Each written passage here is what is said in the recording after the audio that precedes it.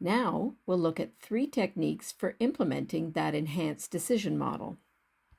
Let's get started. To demonstrate why framing matters, I'd like you to take a look at the image on the screen and think about, what do you see? At first glance, most people see a couple on the shore beside a tree. On second glance, the image of a baby may emerge for you, with the face, hands, and arms outlined by the upper branches of the tree on the left side of the photo, and the feet and legs outlined by the lower branches on the right side of the photo. This exercise demonstrates that where we focus our attention has a huge influence on how we see the world and interpret the information in front of us. The lesson we can draw from this exercise is that to make effective and efficient organizational decisions, we need to spend a little bit of time up front understanding the full range of issues at play before deciding on where to focus our efforts, and certainly before we start coming up with solutions. Framing does 3 things that together pack a big punch in enhancing decision quality. The first is to understand the decision context. This is about getting clear on the what, why, who, when, and how for making the decision. This initial pass at surveying the decision environment is often referred to as pre-framing. By ensuring relevant perspectives aren't missed, pre-framing greatly reduces the chance of stakeholders rejecting or not implementing a decision because they feel an important perspective has been ignored. This also makes the process more efficient because it avoids wasting time and effort cycling back to repeat parts of the decision process because important issues weren't surfaced at the outset. The second main framing action is to clarify the opportunity or problem to be solved. Where we put our focus determines how we perceive an issue to be decided. Our decision frame sets the stage for success or failure of the decision process. When we decide where to set the focus of the frame, the goal is to explicitly and deliberately strike the right balance between thinking too narrowly or too broadly. If we go too narrow, we risk overly constraining the solution space and severely limiting the breadth and quality of alternatives generated.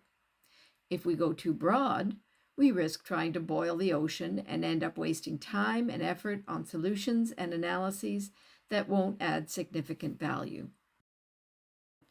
When we set the focus of the decision frame, we are also clarifying the important parameters for potential solutions.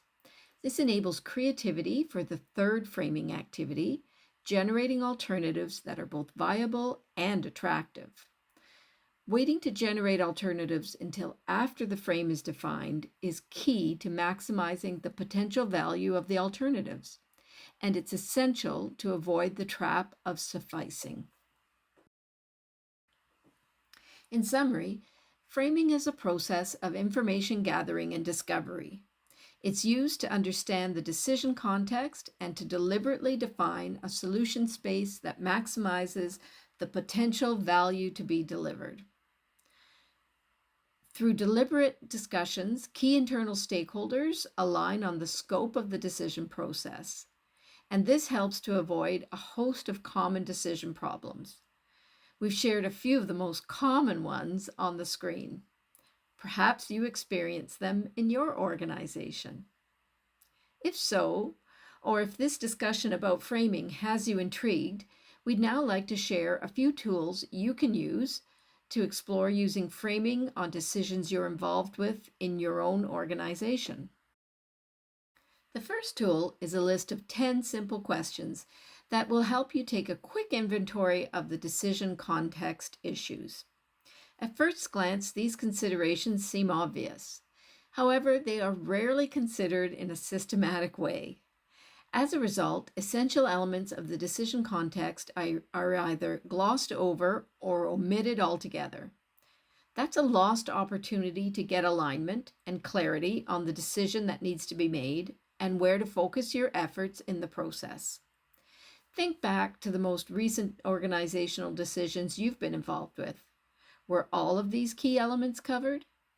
How did that affect the quality and efficiency of your decision process? I spoke with a senior decision maker recently who shared that his company hasn't fully defined decision criteria, item number 7 on the list. The lack of clear criteria is causing inconsistent quality of decisions and also inefficient decision making because the evaluation of decision options is muddled. That's just one example. For organizational decisions that touch multiple areas of a company, the questions are particularly effective if you use them to engage key internal stakeholders at the start of your decision process. By getting people on the same page about the decision context at the start, you lay the foundation for the rest of the decision process to go smoothly and efficiently. Without that clarity, things can quickly devolve into chaos. The second tool is the decision hierarchy. This simple structure helps you to determine where to focus the frame by taking the key items to be decided that you identified with tool number 1 and sorting them into these 3 categories. The given category is where you park decisions that have already been made. This ensures you are aware of these issues, but you don't waste time redeciding them. For example, if you're looking to purchase a new home, you may have already decided you want to live in an urban setting, in which case you won't need to waste time considering rural options. The tactical category is where you put decisions that can be made later or that aren't significant in terms of their potential to add value. For example, if you're looking for a new home, you don't worry about the size and color of the drapes until after you've purchased a place. The third category is the focus category. This is where you put the decisions that have to be made now and that have a high impact on the value that can be generated or captured through the decision process. Returning to the house buying scenario, typical focus issues might include what kind of neighborhood you wish to live in, how much you wish to spend, whether you want a detached house, row house, or apartment-style condominium. In setting the decision frame, you decide which items in this focus category merit the most time and attention in the decision process. The third tool we will share is the decision frame structure. Typically, it contains these key elements: a concise statement of the opportunity or problem, the scope of the decision, ideally the boundaries of what will be included in the decision process and what falls outside the process, a vision of success. This brings clarity to what value you want to create or capture through the decision. A stakeholder analysis to clarify who the key stakeholders are and a view of what their needs, issues, and concerns are regarding the decision to be made. The criteria that will be used to evaluate the decision and make the inevitable trade-offs between the pros and cons of different alternatives. A concise list of the key focus decisions to be made, and a plan of how the decision process will be tailored to deliver a high-quality decision. Generally, these elements are captured in a single document that is kept fairly brief. We tend to summarize the frame in a slide pack with 1 page per element. We then use that presentation to facilitate dialogue that drives alignment on the frame by both decision makers and the analysts who provide decision support. When it comes to the decision trap of unexamined assumptions, the risk matrix approach for risk assessment is a major culprit. Let me show you why. Range assess matters because it allows you to overcome the fatal flaw of the risk matrix approach.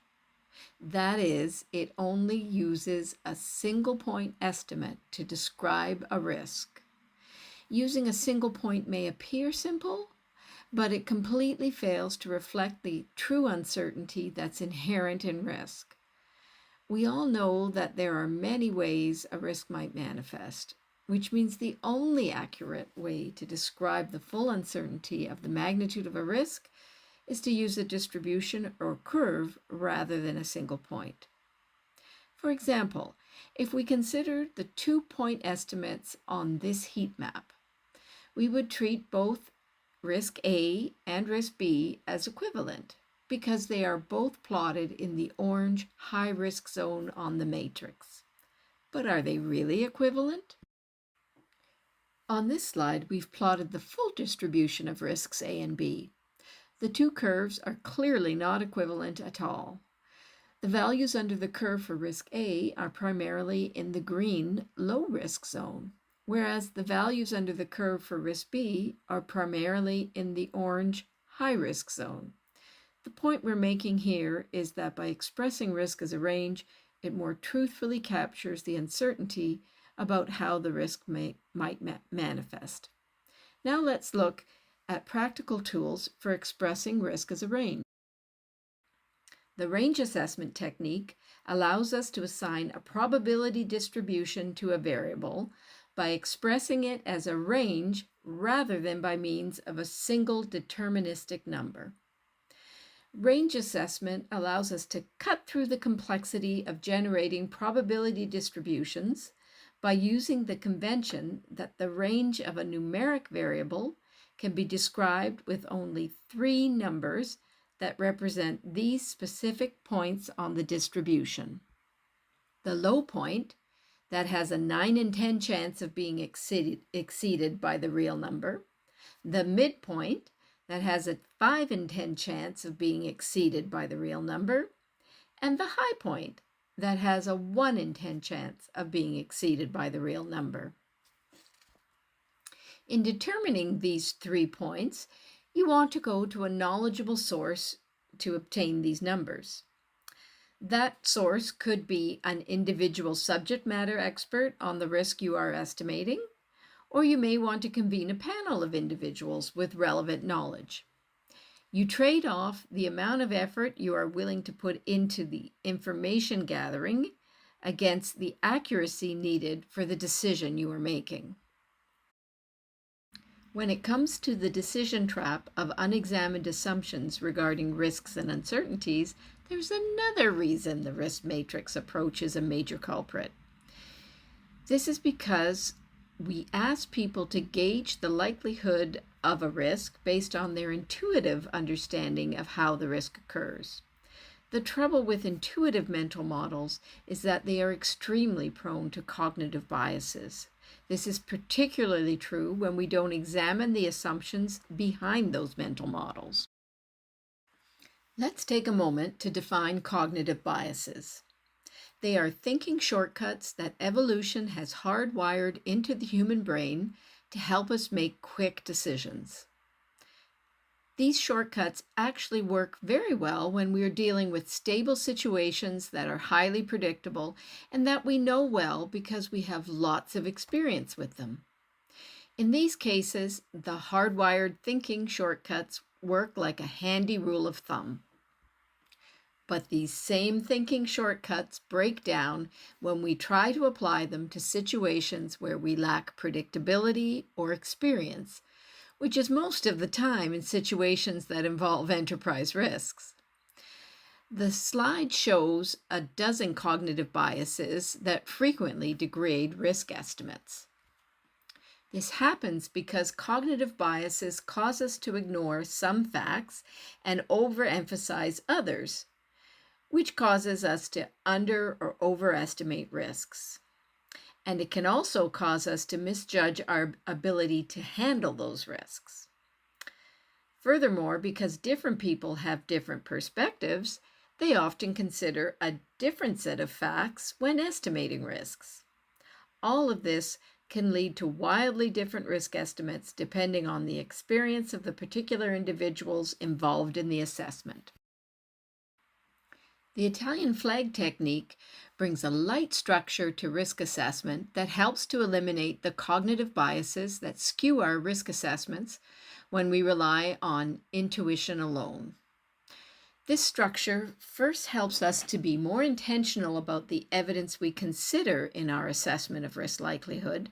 And secondly, it makes us more aware of hidden gaps in our knowledge that could represent a real blind spot.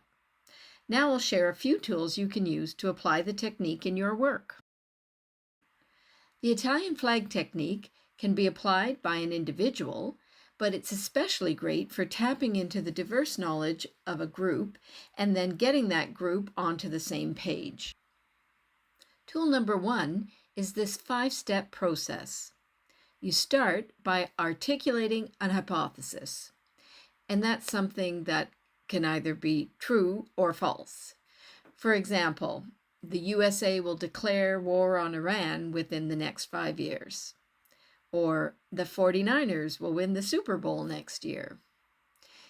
In step 2, the group lists all the salient evidence needed to determine whether the hypothesis is true or false. By evidence, we mean facts and information, not opinion. For each piece of information identified, the group decides where to put it on the evidence map. More on this tool in a minute. Once you are done identifying what is known, the group discusses the relevance and credibility of the evidence collected, as well as any important information gaps. Next, the group agrees on a qualitative likelihood statement that ranges from certain to excluded.